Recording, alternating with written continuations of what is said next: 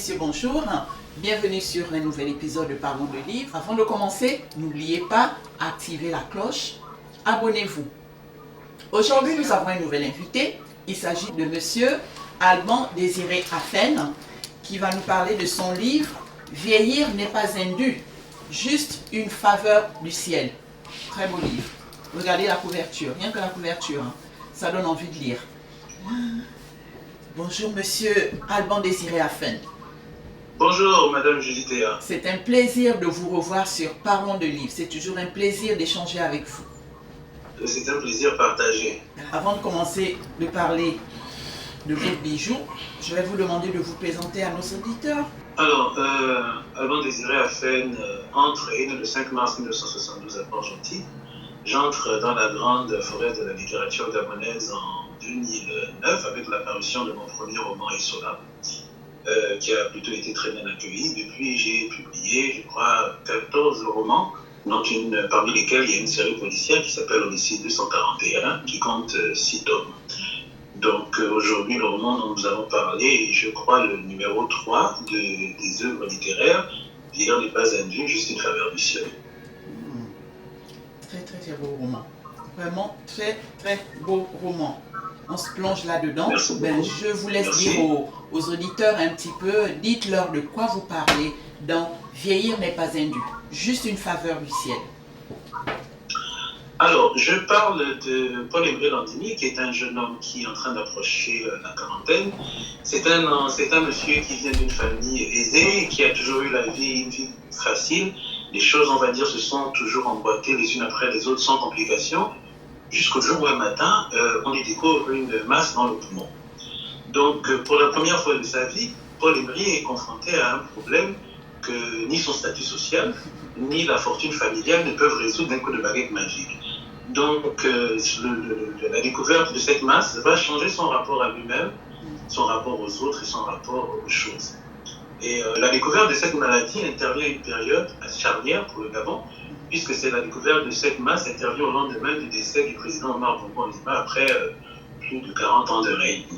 Donc, en même temps que le Gabon tourne une page importante de son histoire, Paul-Aimé fait face à quelque chose d'aussi important dans sa propre vie. Exact. Écoutez, il y a tellement de thèmes dans ce livre. Il y a tellement, on ne parlera pas de tout, mais c'est pas grave, on va en citer quelques-uns. Et déjà, Paul-Aimé, c'est un fils à papa. Donc, quand on peut le définir comme ça. C'est ça. En lisant, on commence Paul-Aimé, bon voilà, c'est un tombeur, il a son guide du beau séducteur, voilà, il vit dans la luxure, quand on regarde bien, parce qu'il a des goûts raffinés aussi. Oui, c'est un donjon, c'est un séducteur.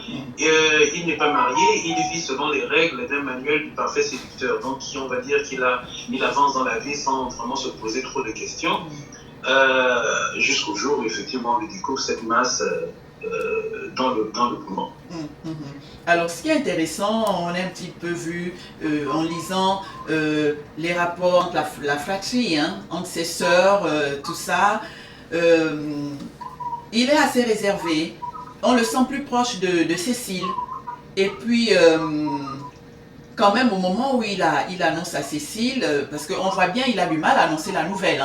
Au moment où il annonce à Cécile, c'est un petit peu un miroir, parce qu'on vit un petit peu tous la même chose. C'est pas toujours évident de lire ses sentiments, parce que Cécile est sous le choc, voilà.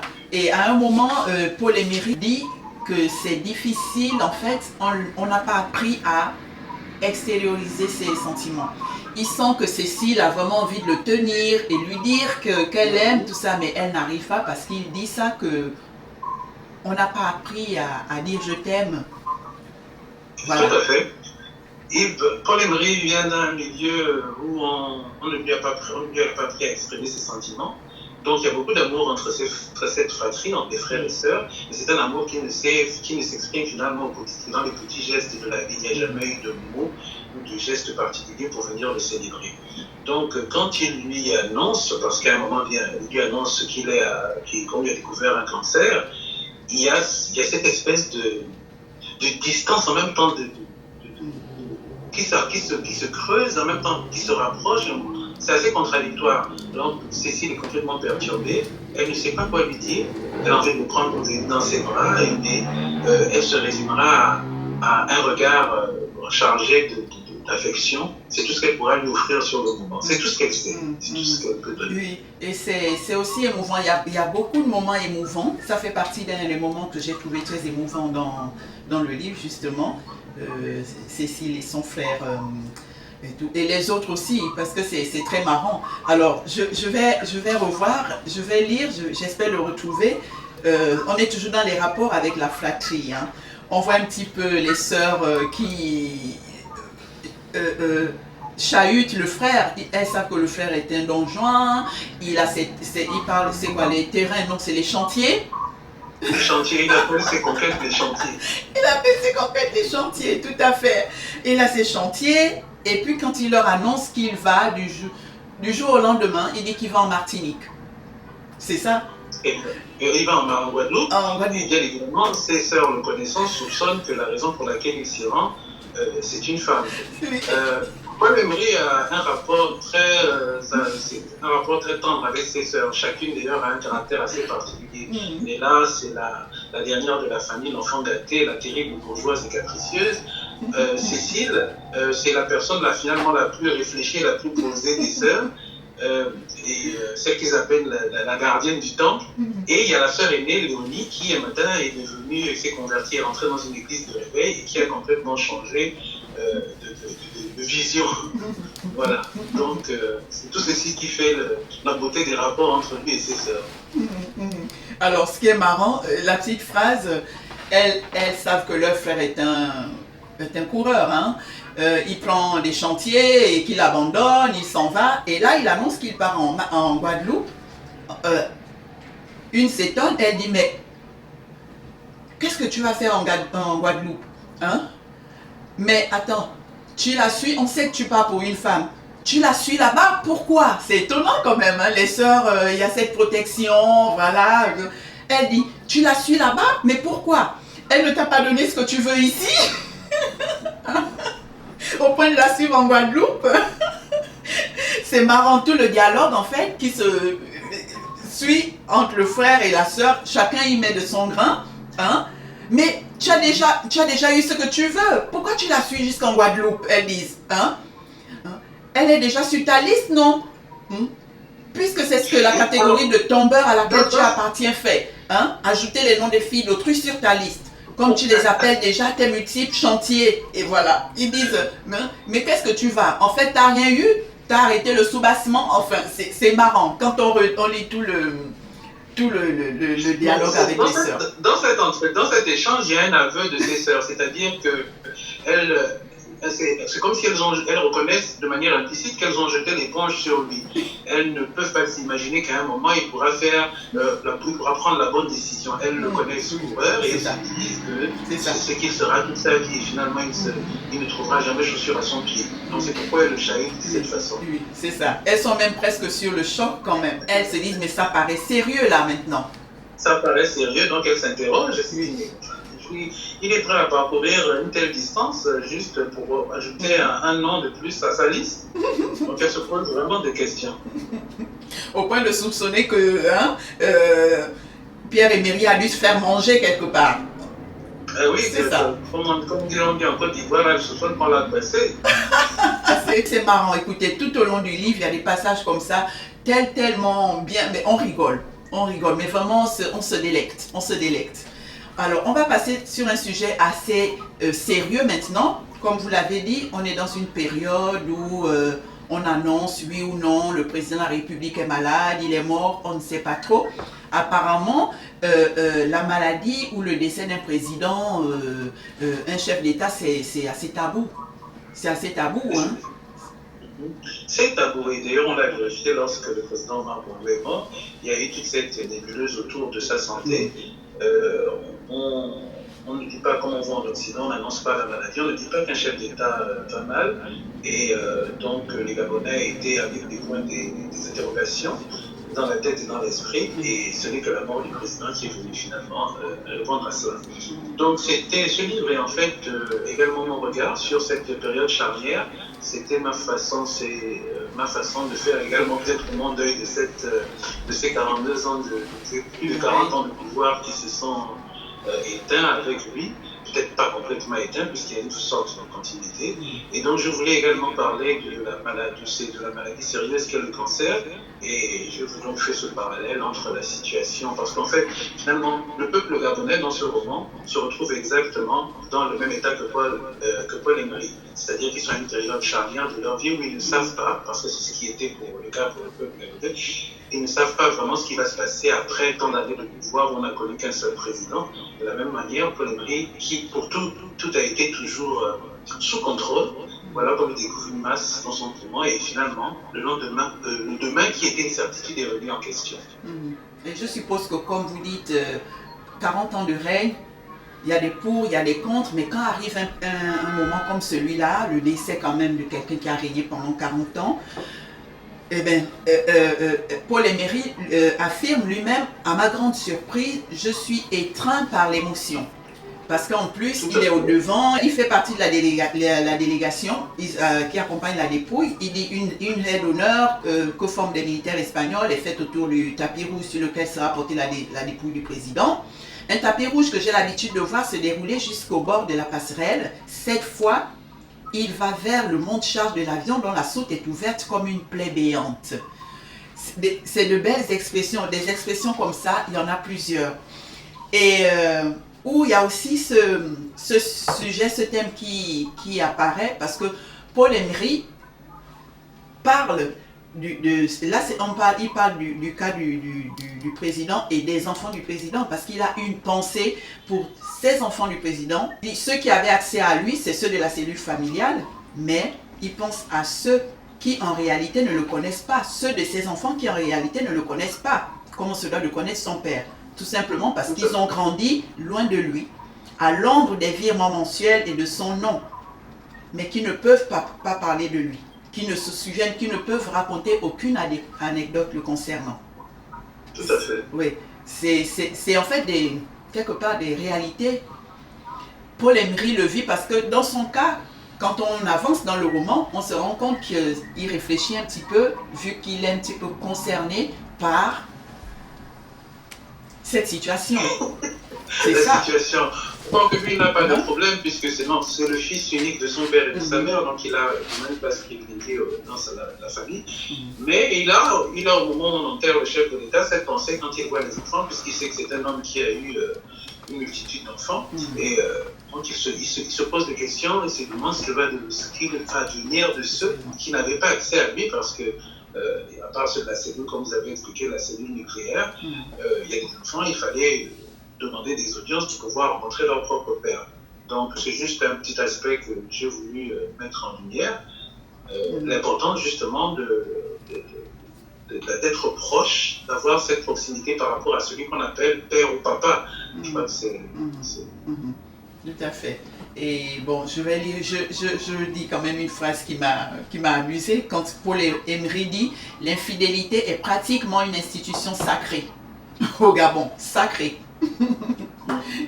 Il le dit, ça se regroupe, c'est un peu par rapport à ça, parce que Paul Emery, de la même façon, va être confronté, il va falloir, voilà, c'est son père à un moment qui va lui léguer cette mission.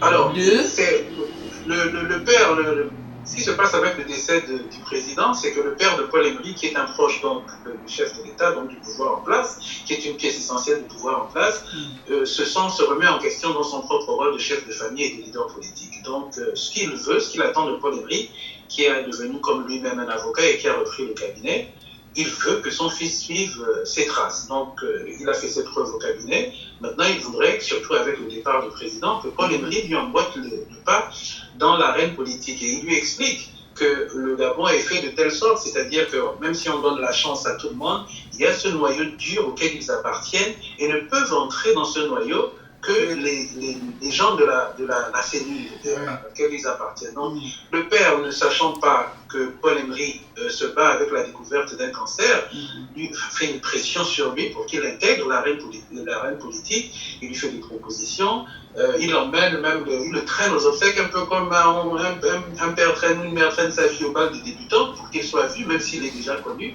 Et tout ceci, ça le fatigue un peu, non seulement à cause de la maladie qu'il découvre, mais parce que même sans la maladie, Paul Emery a sa propre vision des choses et il ne veut pas emboîter le pas à son père. Il estime qu'il a déjà fait beaucoup, il est reconnaissant à son père pour tout ce qu'il lui a donné, mais il ne se voit vraiment pas dans le politique. Oui, et ça, c'est le problème qu'il y a entre eux. C'est ça, parce que c'est du coin dilemme pour les Emery. Et on se pose la question quand même, est-ce qu'il est si facile d'assumer? Quand on regarde, tout autour, le papa est dans la politique, il veut assurer aussi la pérennité du nom, même s'il dit au fils, maintenant, tu as un nom, maintenant il faut te faire ton prénom.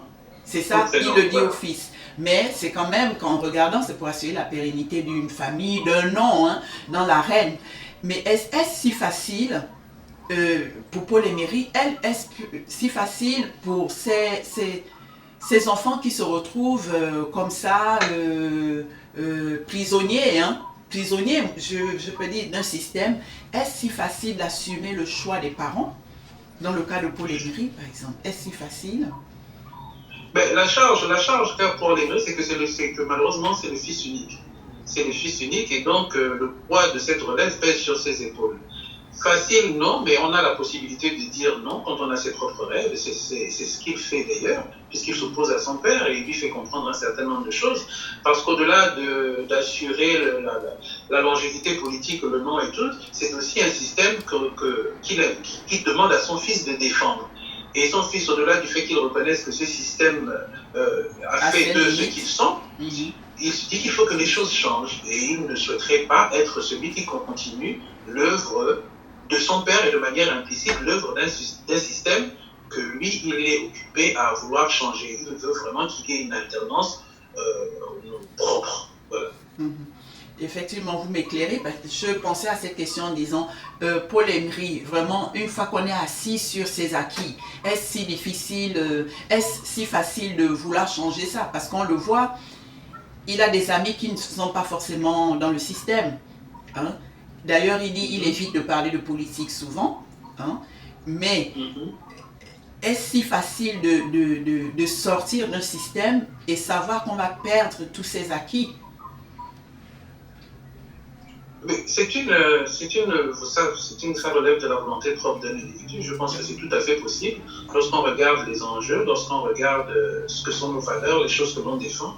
À un moment donné, je pense qu'on peut être embarqué dans le mouvement, mais quand il y a des événements, il se passe des choses qui viennent nous toucher, qui arrivent au seuil de ce que on va considérer comme être des choses impensables et inacceptables. Je crois qu'on a le devoir de dire non. Quel que soit ce qui se passe, on a le devoir de dire non. Il faut aller jusqu'au bout, si et seulement si on a la capacité d'assumer ce qui se passe devant. Paul Emery, on l'a dit, c'est quelqu'un qui est sûr de lui, qui a eu la chance de naître du bon côté de l'histoire, c'est ça. Et avec Imelda, qu'est-ce qui se passe? Avec Imelda, en fait, pourquoi une grande colère, sachant que Imelda, c'était pas, Imelda, c'était pas l'amour dont il rêvait. Pourquoi cette colère? On comprend, je comprends, il y a la trahison de l'ami, c'est ça. Alors, mais quelque part, il n'y a pas l'ego aussi quand même de la part de Paul Emery? C'est pas son ego qui parle? Il y a énormément d'ego. Le choix s'est porté sur Imelda, simplement, en fait, ce n'est pas un choix, c'est un choix orgueilleux, c'est un choix j'ai envie de dire, un choix social. C'est-à-dire que toute la famille lui reproche, on lui dit tu n'es pas marié, et il ressent le besoin à un moment de se poser et il se dit pourquoi pas celle-là. Mais en réalité, si ça pouvait être une autre personne, ça aurait pu être une autre personne. Donc il se met avec Imelda, avec des promesses de lendemain, mais en fait, rien de profond ne les lie. Elle est là parce qu'il prend soin d'elle matériellement, physiquement.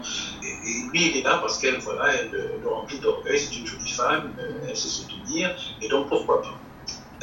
Et puis à un moment, donc la colère vis-à-vis d'Imelda vient du fait que c'est lié à la conversation que Paul Emery a finalement avec son ego, c'est que ce n'est pas quelqu'un à qui on refuse quoi que ce soit. Il n'a jamais été, comme on dit, plaqué. Donc le fait qu'il ne comprend pas que cette femme à qui il donne tout, parce qu'il pense il pense également être un très bon parti, et il ne comprend pas que cette femme, à un moment donné, le regarde autrement que ce que lui voit dans le miroir quand il se regarde. Donc elle arrive à voir que je ne viens nulle part avec ce monsieur malgré tout ce qu'il me donne, et il me faut le quitter. Et ça, il ne le comprend pas. Et la colère qu'il lui exprime justement au moment où il se sépare d'elle, c'est lié à ça, au rapport qu'il a avec lui-même. Et par rapport à l'ami alors? Parce que comme vous le dites très bien, il y a l'ami, c'est un ami. Moi je dis qu'en amour, on ne contrôle pas les sentiments. On peut tomber amoureux de n'importe qui, et c'est encore plus difficile quand ça se passe dans le cadre où il y a des relations d'amitié. Mais je pense que la responsabilité de quand ça se passe, par exemple, et c'est une règle, tous les potes le sauront, ne regarde pas ma soeur, ne fais pas ceci. Donc, au moment où vous tombez amoureux de la soeur de votre pote avec qui vous avez fait l'état de santé, je crois que la première responsabilité, c'est de venir lui dire que j'ai des sentiments pour ta soeur. S'il découvre que vous avez entamé une relation avec sa soeur en secret, ce sera comme une brisure. Pourtant, on ne parle pas ici de femmes. Mais alors, à plus forte raison, une femme avec qui votre ami sort, et puis vous passez derrière, vous commencez une relation, c'est une trahison. Et Paul Emery, même s'il a des conversations assez difficiles particulièrement avec son ego, c'est une trahison qu'il ne supporte pas et c'est tout à fait légitime. Eh bien, dis donc. En tout cas, c'est un beau passage. Il y a plein de faits là-dedans qui, effectivement, font réfléchir. C'est des problèmes qui ont lieu dans les sociétés et c'est aussi un miroir parce qu'on s'est dit à la place, qu'est-ce qu'on fait? À la place de Paul Emery, qu'est-ce qu'on fait? C'est ça. Exactement. Alors, c'est quelque chose qui va lui permettre qui va également permettre, parce qu'ils sont 4 compères, qui va permettre également aux autres d'attirer son attention sur son comportement. Il ne va pas comprendre immédiatement, mais à la longue, je crois qu'il va revisiter les conversations qu'il a avec lui-même. Et je vois la maladie va beaucoup l'aider à poser son esprit, à regarder les choses de manière différente. Bon, alors, le personnage pour Emery, parce qu'il s'agit de lui quand même, c'est lui le personnage principal. On voit c'est quelqu'un de moderne, il aime le luxe, il voyage partout dans le monde, mais quelque part, il reste quand même attaché aux traditions. Parce que quand il a sa masse dans la poitrine, bon, c'est vrai que c'est pas lui qui fait appel au grand-père, mais le grand-père est clairvoyant, tout ça, cherche à le voir, et lui dit, allez, on va aller dans le village, on va aller faire un bain, enfin, le grand-père va l'emmener en brousse, faire toute une cérémonie pour peut-être voir ce qui se passe par rapport à sa masse. Lui-même, en fait, ne sait pas pourquoi le grand-père l'emmène. Il lui a juste dit, on y va, tu viens avec moi, on va faire la cérémonie. Et tout se passe. Il y a une phrase que j'ai vraiment aimée, c'est encore le style, un style qui vous est propre. À la fin, quand il se lève le matin, au sortir de la cérémonie, il dit ceci. Cette nuit s'est passée sans moi. Parce qu'il ne se souvient effectivement de rien. Alors, son grand-père lui dit quand même à un moment, quand ils sont à Franceville, avant de l'emmener au village, que quand il lui dit c'est toi qui as quelque chose à me dire, et il lui touche l'endroit, la poitrine, à l'endroit où c'est supposé dormir la masse.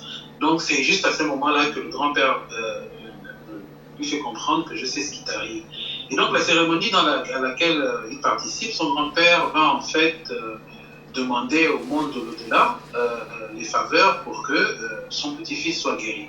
Et cette nuit-là se passe effectivement sans lui, parce que son esprit est... De la même façon qu'on lui a bandé les yeux, on a bandé son esprit qu'on a emmené ailleurs pour qu'on puisse, comment je veux dire ça, le consulter et avoir les réponses appropriées à la requête. Parce que le grand-père, c'est quoi? C'est un guérisseur Le grand-père est un maître Njobi. C'est un maître Njobi, donc il est reconnu, en plus d'être le père de Gaston Fulgence Landimi, qui est donc le père de Paul Emery, il est un maître initié Njobi et pas des moindres. Donc il a une connaissance des choses et du monde occulte pour lesquelles il est reconnu au niveau de la contrée. Et il a commencé à former son fils parce qu'il le prépare à être l'héritier. À un moment, Paul Emery dit il m'a entraîné dans la franc-maçonnerie. Je me suis posé la question, est-ce que c'est compatible d'aller faire ces rites traditionnels africains dans le Njobi et parallèlement, comme il explique Paul Emery, il se retrouve embrigadé dans la franc-maçonnerie quand on sait bien que ça n'a rien à voir avec la culture africaine. Alors, le rapport que fait Paul Emery, à un moment, quand son père met la pression sur lui pour qu'il intègre la reine politique, il y a effectivement un passage où il dit qu'il a déjà beaucoup donné à son père. Il a accepté de se faire initier au Njobi alors que sa vie ne tourne pas autour des affaires du village, mais il l'a fait parce que c'est son fils.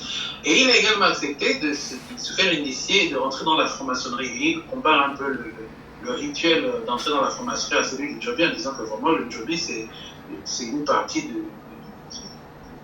la gnognotte par rapport à ce qui se passe dans la franc-maçonnerie. C'est juste ça. Maintenant, après, pour répondre au second volet, donc, qui dit ici, est-ce que c'est compatible? Je ne pourrais vous répondre parce que ça, il n'y a qu'un initié franc-maçon qui est dans la franc-maçonnerie et qui est initié aux affaires dans les rites traditionnels qui peut vous répondre.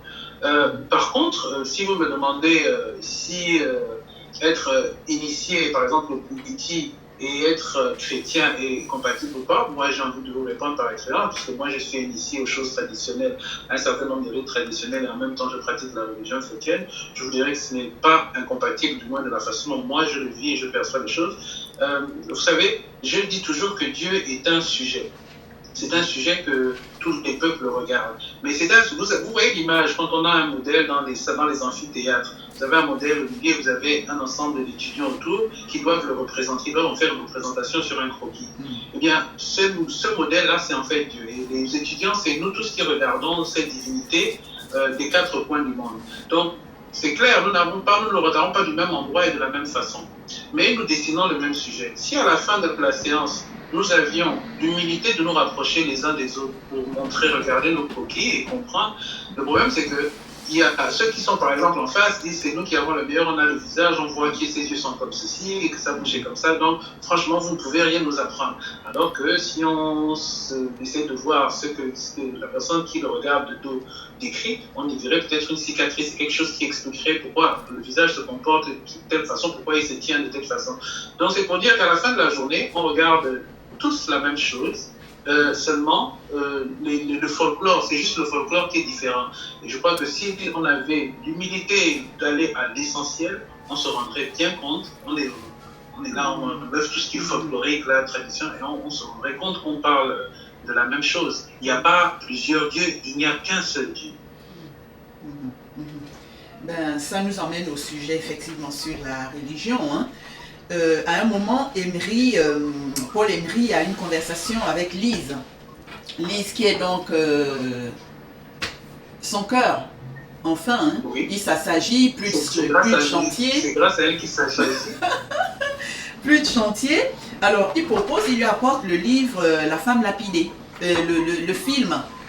À l'issue du film, s'ensuit une discussion entre les deux, Paul Emery et Lise. Et Lise, en fait, elle est scandalisée, quoi. Voilà, ce qui arrive, la femme lapidée, elle dit, oh là là, la religion, vraiment l'islam, c'est... Et puis, Paul Emery essaie de lui dire, ben, vous savez, les religions, c'est ça, hein. C'est en fait, il dit, c'est ce qui arrive quand on se sert de la religion comme bouclier pour faire ce que bon nous semble. Lise en profite pour dire, oh là là, mais alors, dans ton pays aussi... vous êtes musulman, ton président il est musulman, non? Et lui dit oui, il est musulman, le président, mais le pays est majoritairement chrétien et ancré dans les religions traditionnelles. Elle s'inquiète un petit peu, elle commence à le titiller. Elle dit, mais vous êtes polygame chez vous aussi, non? C'est que elle voit, elle s'est dit, oh là là, dans quoi je m'engage? Et j'ai bien aimé le paragraphe qui suit. Il répond lui en disant, oui, on est polygame dans mon pays, mais cela n'a strictement rien à voir avec ça. C'est d'ailleurs assez marrant parce que l'image qui est véhiculée dans les médias occidentaux de la femme africaine est assez caricaturale et participe aux nombreux clichés que certaines africaines elles-mêmes entretiennent quand elles fuient la misère des quartiers pauvres de leur pays. Du coup, les gens ont l'impression que l'Afrique, ce n'est que ce qu'elles exportent. Mais en fait, ces femmes n'importent que leur propre misère. J'ai aimé ce paragraphe. Hein. Vous pouvez nous expliciter un petit peu, édifier aux auditeurs ce que vous vouliez dire. Hein.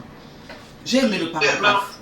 Oui, en fait, en réalité, l'Afrique n'est pas le vaste champ de désolation que l'on voit à travers les médias occidentaux. Donc, il y a beaucoup de choses positives qui s'y passent, mais personne ne prend le temps de s'attarder dessus. Malheureusement, les personnes qui vont vers ces pays occidentaux, elles vont souvent et elles parlent de leur propre expérience, de leur misère. Et en fait, elles exportent leur misère. Et elles oublient de dire que c'est une expérience personnelle. Ça ne veut pas dire effectivement que ça n'existe pas, mais c'est une expérience personnelle. Et il y a d'autres choses positives dont on pourrait également parler. Vous savez, ici, moi j'ai ici aux États-Unis, les gens sont tellement enfermés dans une espèce de prisme. Vous rencontrez quelqu'un et vous lui dites, on demande d'où vient, dès que vous dites Afrique, vous essayez de situer, et là vous avez la personne qui dit, vous êtes passé par quel camp de réfugiés, vous êtes passé dans... L'image est claire, vous ne pouvez venir dans ce pays qu'avec votre misère. C'est ça notre passeport. On ne vient que parce qu'il y a des problèmes chez nous. On nous refuse le droit à aller, comme eux ils le font, aller le désir d'avoir connaître autre chose, d'avoir une expérience nouvelle et de s'installer ailleurs, d'apprendre notre culture. Non. Ça, on nous le refuse. Nous, quand nous sortons, c'est parce qu'il y a la misère chez nous et puis il faut absolument qu'on aille se réaliser ailleurs. Lise,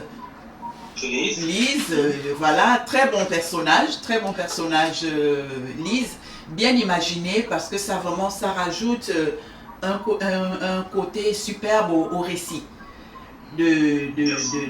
D'avoir introduit ce personnage parce que ça nous sort un peu de cette vie de patachon que menait Paul Emery. Le personnage Lise apporte une touche spéciale au récit. Oui. Nous ne parlerons pas de la fin, c'est exprès. J'évite de poser certaines questions justement exprès parce qu'il faut que le lecteur aille découvrir la vie de Paul Emery.